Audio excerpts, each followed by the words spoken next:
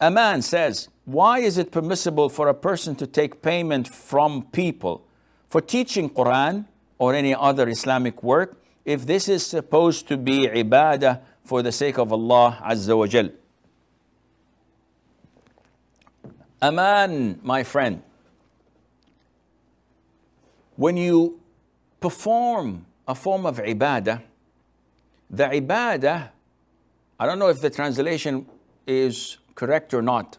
I'm doing it I'm shooting out of the hip as they say. Ibadah is divided into two types: transitive and intransitive. What do we mean by transitive and intransitive? We know that there are verbs that are intransitive. When I say I sit, I walk, I don't need to have an object afterwards. When I mention transitives, I have to put I write a letter. So a letter is an object. I don't know if the translation is right or wrong, but sue me, who cares? Coming back to ibadah. Ibadah is divided into two types. Intransitive, which means that I am the only one benefiting from it. So I pray night prayer.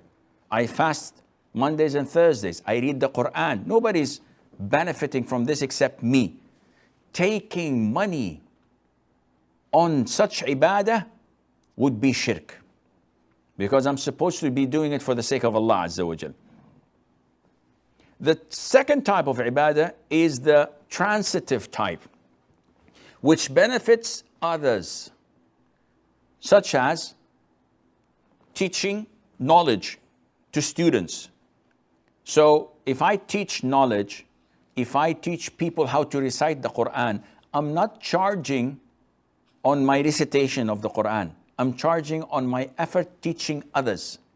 Likewise, if an imam of a masjid takes a salary from the government, this is permissible because he is taking part of his time not to pray on his own, but rather to lead the people, to teach them, etc.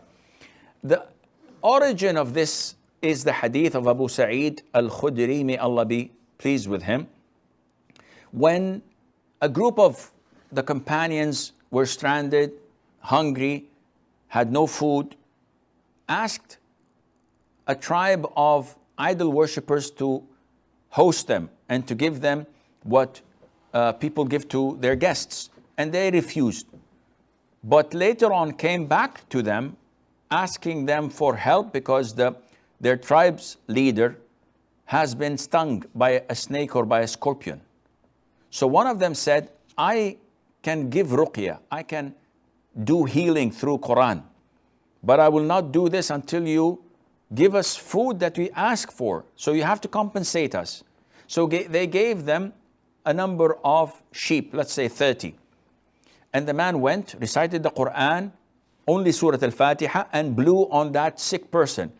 Kept on repeating it, Alhamdulillah Rabbil Alameen Ar-Rahman Ar-Rahim, doing this. And all of a sudden the guy stood up. There's nothing wrong with him. So they went back to the Prophet ﷺ and they told him, O Prophet of Allah, we improvised. We were hungry and we didn't know what to do. When they came to us seeking our help, we had a transaction with them. So what do you think? The Prophet said, alayhi salatu wassalam, said to them that the most worthy thing to charge wage and money for is Quran. So he's telling them that what you had done is perfect. It's crystal clear that it is legitimate. From this hadith and so many other hadiths, the scholars concluded, the vast majority of scholars concluded that this is permissible, but it is note saying that if you do it for the sake of Allah without charging, that would be even better and better for you at the side of Allah. But it is totally legit and halal for you to take such money.